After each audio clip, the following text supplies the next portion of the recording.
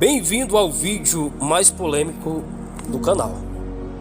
Quem não dá o dízimo vai para o inferno? Tem base bíblica para essa afirmação?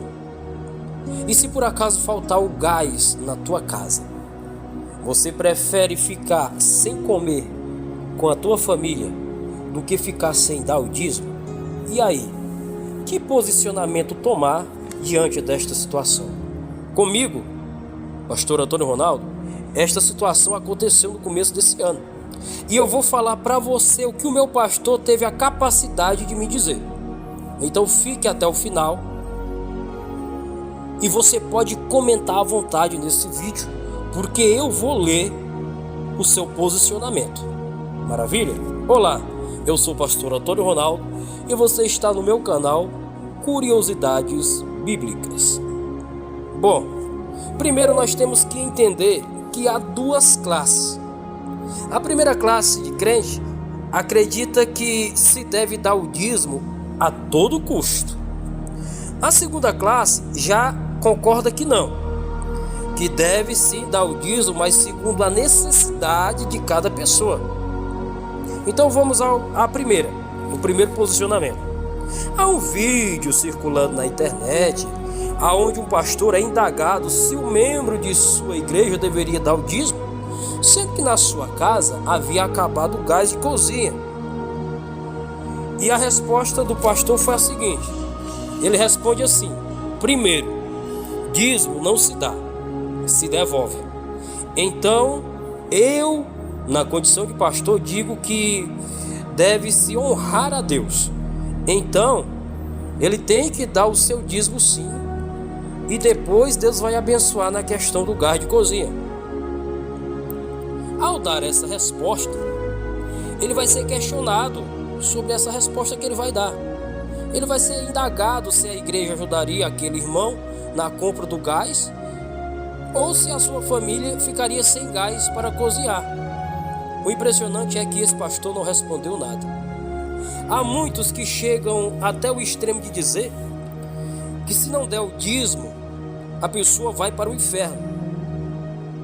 E eles usam como base bíblica aquela parte da Bíblia que diz que os ladrões não herdarão o reino de Deus. Só que quando analisamos o contexto histórico sobre ladrões, não há nada a ver com a questão de dízimo ou de oferta. Ou até mesmo usa o texto bíblico que está lá em Malaquias capítulo 3, verso 8, que vai dizer assim: roubará o homem a Deus? Todavia vós me roubais e dizeis: em que te roubamos? Nos dízimos e nas ofertas.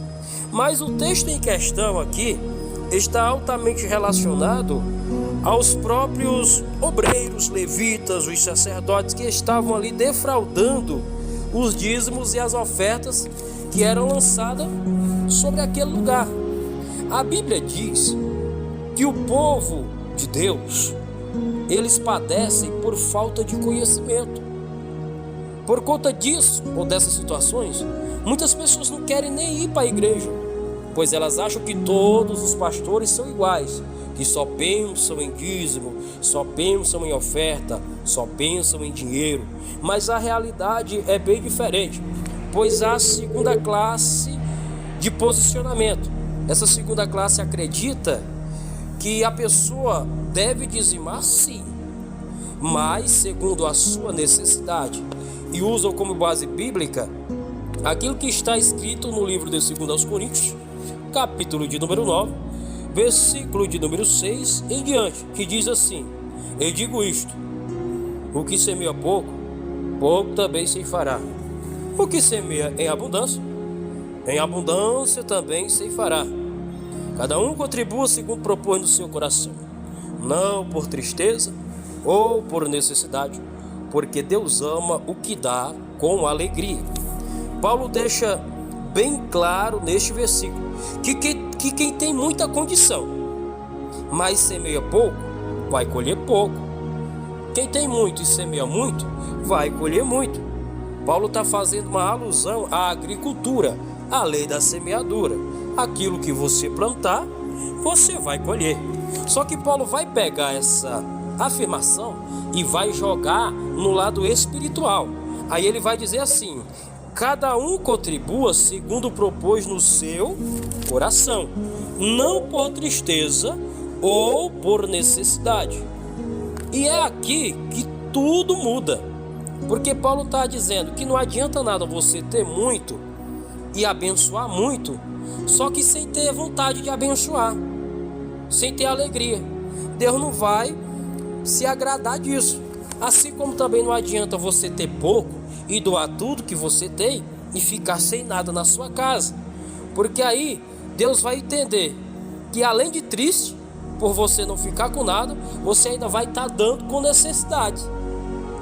Agora, quando você tem muito e você dá com alegria, ou quando você tem pouco, mas você doa com alegria e com sabedoria a ponto de não faltar para a tua casa e para a tua família, aí sim, Deus se agrada e Deus abençoa. No meu caso, eu entrei, com muita dificuldade nesse ano por algumas coisas que aconteceram do ano passado. Perdi carro, quase perdi minha moto. Muitas pessoas se afastaram de mim, porque na hora da prova da luta que você sabe quem está realmente do seu lado ou não. E eu falei para o meu pastor que eu não podia dar o dízimo, no caso,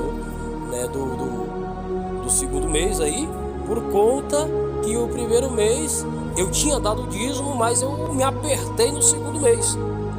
Sabe o que o meu pastor falou para mim? Ele falou assim: pastor Ronaldo, cuida da tua família, pega o dinheiro que sobrou do teu pagamento, compra leite para teus filhos, compra alimento para vocês, e que o Senhor te abençoe. Eu fui trabalhar, e no trabalho minha esposa mandou uma mensagem no período da janta dizendo: olha, o pastor veio aqui, quando você chegar a gente conversa.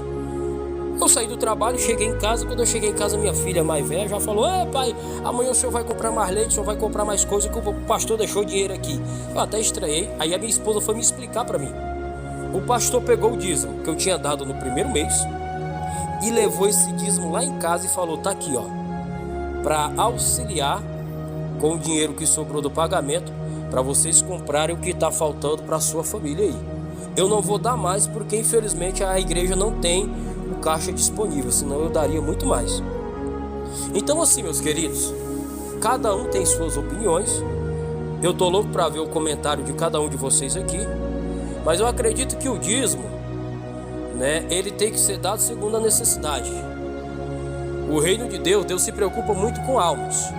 Claro que o dízimo e a oferta vai servir para ajudar a manter o templo, as coisas em dias, mas nem tudo é sobre dinheiro, e sim sobre almas. Que Deus abençoe a tua vida. Até o próximo vídeo. Comente e compartilhe.